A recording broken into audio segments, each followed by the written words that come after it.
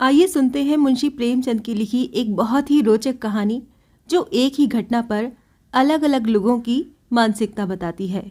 कहानी का नाम है मनोवृत्ति।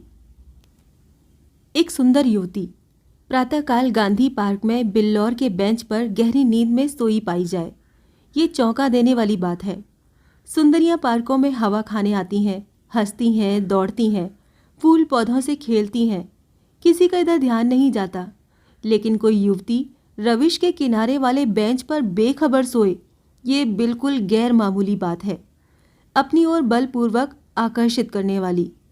रविश पर कितने आदमी चहलकदमी कर रहे हैं, बूढ़े भी जवान भी, सभी एक क्षण के लिए वहां ठिठक जाते हैं। एक नज़र वो दृश्य देखते हैं और तब चले जाते हैं। युवक वृंद रहस्य भाव से मुस्कुराते हुए, वृद्धजन चिंता भाव से सिर हिलाते हुए और युवतियां लज्जा से आंखें नीचे किए हुए। बसंत और हाशिम निक्कर और बनियान पहने नंगे पांव दौड़ रहे हैं। बड़े दिन की छुट्टियों में ओलंपियन रेस होने वाला है।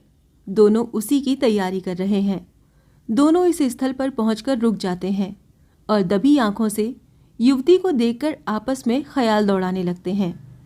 बसंत ने कहा, इसे और कहीं सोने की जगह नहीं मिली? हाशिम ने जवाब दिया, कोई वैश्या है। लेकिन वैश्याएं भी तो इस तरह बेशर्मी नहीं करती। वैश्या अगर बेशर्म न हो तो वैश्या ही नहीं। बहुत सी ऐसी बातें हैं जिनमें कुलवधू और वैश्या दोनों एक जैसा व्यवहार करती हैं। कोई वैश्या मामूली तौर पर सड़क पर सोना नहीं चाहती। रूप और छवि दिखाने का नया आर्ट है। आर्ट का सबसे सुंदर रूप छिपाव है, दिखाव नहीं। वैश्या इस रहस्य को खूब समझती है। उसका छिपाव केवल आकर्षण बढ़ाने के लिए है। हो सकता है, मगर केवल यहां सो जाना ये प्रमाणित नहीं करता कि ये वैश्या है। इसकी मांग में सिंदूर है। वैश्याएं अवसर पड़ने पर सौभाग्यशाली बन जाती हैं। रात भर प्याले के दौर चले होंगे, काम क्रीड़ाएं हुई होंगी, अवसाद के कारण ठंडक पाकर सो गई होगी।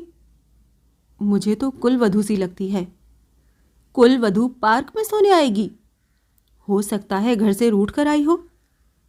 चलकर पूछी क्यों न लें? निरे अहमक हो, बगैर परिचय के आप किसी को जगा कैसे सकते हैं? अजी चलकर परिचय कर लेंगे, उल्टे और एहसान जताएंगे। और जो कहीं झिड़क दे? झिड़कने की कोई बात भी तो हो, उससे सौजन्य और सहृदयता में डूबी हुई बातें करेंगे। कोई युवती ऐसी बातें सुनकर चिढ़ नहीं सकती। अजी गत यौवनाएं तक तो रस भरी बातें सुनकर फूल ही उठती हैं। ये तो नव यौवना है। मैंने रूप और यौवन का ऐसा सुंदर संयोग नहीं देखा था। मेरे हृदय पर तो ये रूप अब जीवन पर्यंत के लिए अंकित हो गया, शायद कभी न भूल सकूं। मैं तो फिर यही कहता हूं कि कोई वैश्या है। रूप की देवी वैश्या भी हो, उपास्य है। यही खड़े खड़े कवियों की सी बातें करोगे, जरा वहां चलते क्यों नहीं? तुम केवल खड़े रहना, पाश तो मैं डालूंगा। कोई कुलवधू है। कुलवधू पार्क में आकर सोए तो इसका इसके सिवाय कोई अर्थ नहीं कि वो आकर्षित करना चाहती है, और ये वैश्या मनोवृत्ति है। आजकल की युवतियां भी तो फॉरवर्ड होने लगी हैं। फॉरवर्ड युवतियां युवकों से आंखें नहीं चुराती। हाँ, लेकिन है कुलवधू। कुलवधू से किसी तरह की बातचीत करना मैं बेहूदगी समझता हूं। तो फिर चलो दौड़ लगाएं। लेकिन दिल में तो वो मूर्ति दौड़ रही है। तो आओ बैठें, जब वो उठकर जाने लगे तो उसके पीछे चलें। मैं कहता हूं वैश्या है और मैं कहता हूं कुलवधू है, तो 10-10 की बाजी रही। दो वृद्ध पुरुष धीरे धीरे जमीन की ओर ताकते आ रहे हैं, मानो खोई जवानी ढूंढ रहे हों। एक की कमर झुकी, बाल काले, शरीर स्थूल। दूसरे के बाल पके हुए पर कमर सीधी, इकहरा बदन। दोनों के दांत टूटे पर नकली दांत लगाए। दोनों की आंखों पर ऐनक। मोटे महाशय वकील हैं, छरहरे महोदय डॉक्टर। वकील, देखा ये 20वीं सदी की करामात। डॉक्टर, जी हाँ देखा। हिंदुस्तान दुनिया से अलग तो नहीं है, लेकिन आप इसे शिष्टता तो नहीं कह सकते। शिष्टता की दुहाई देने का अब समय नहीं। है किसी भले घर की लड़की। वैश्या है साहब, आप इतना भी नहीं समझते। वैश्या इतनी फूहड़ नहीं होती। और भले घर की लड़कियां फूहड़ होती हैं? नई आज़ादी है, नया नशा है। हम लोगों की तो बुरी भली कट गई, जिनके सिर आएगी वो झेलेंगे। अफसोस, जवानी रुखसत हो गई। जिंदगी जहन्नुम से बदतर हो जाएगी। मगर आंख तो नहीं रुखसत हो गई, वो दिल तो नहीं रुखसत हो गया। बस आंख से देखा करो और दिल जलाया करो। मेरा तो फिर जवान होने को जी चाहता है। सच पूछो तो आजकल के जीवन में ही जिंदगी की बहार है। हमारे वक्तों में तो कहीं कोई सूरत ही नजर ना आती थी। आज तो जिधर जाओ हुस्न ही हुस्न के जलवे। सुना युवतियों को दुनिया में जिस चीज से सबसे ज्यादा नफरत है वो बूढ़े मर्द हैं। मैं इसका कायल नहीं। पुरुष का जौहर उसकी जवानी नहीं, उसका शक्ति संपन्न होना है। कितने ही बूढ़े जवानों से ज्यादा कड़ियल होते हैं। मुझे तो आए दिन इसके तजुर्बे होते हैं। मैं ही अपने को किसी जवान से कम नहीं समझता। यही सब सही है, पर बूढ़ों का दिल कमज़ोर हो जाता है। अगर यह बात न होती तो इस रमणी को इस तरह देखकर हम लोग यूं न चले जाते। मैं तो आंखों भर देख भी न सका। डर लग रहा था कि कहीं उसकी आंखें खुल जाएं और वो मुझे ताकते देख ले तो दिल में क्या समझे। खुश होती कि बूढ़े पर भी उसका जादू चल गया। अजी रहने भी दो। आप कुछ दिन उकासा का सेवन कीजिए। चंद्रोदय खाकर देख चुका, सब लूटने की बातें हैं। मंकी ग्लैंड लगवा लीजिए ना। आप इस युवती से मेरी बातें पक्की करा दें, मैं तैयार हूं। हाँ, ये मेरा जिम्मा, मगर भाई हमारा हिस्सा भी रहेगा। अर्थात ये कि कभी कभी मैं आपके घर आकर अपनी आंखें ठंडी कर लिया करूंगा। अगर आप इस इरादे से आए तो मैं तो आपका दुश्मन हो जाऊं। ओहो, आप तो मंकी ग्लैंड का नाम सुनते ही जवान हो गए। मैं तो समझता हूं ये भी डॉक्टरों ने लूटने का एक लटका निकाला है। सच। अरे साहब, इस रमणी के स्पर्श में जवानी है। आप हैं किस फेर में? उसके एक एक अंग में, एक एक चितवन में, एक एक मुस्कान में, एक एक विलास में जवानी भरी हुई है। न 100 मंकी ग्लैंड, न एक रमणी का बाहुपाश। अच्छा, कदम बढ़ाइए, मुवक्किल आकर बैठे होंगे। ये सूरत याद रहेगी। फिर आपने याद दिला दी। वो इस तरह सोई है इसीलिए कि लोग उसके रूप को, उसके अंग विन्यास को, उसके बिखरे हुए केशों को, उसकी खुली हुई गर्दन को देखें और अपनी छाती पीटें। इस तरह चले जाना उसके साथ अन्याय है। वो बुला रही है और आप भागे जा रहे हैं। हम जिस तरह दिल से प्रेम कर सकते हैं, जवान कभी कर सकता है?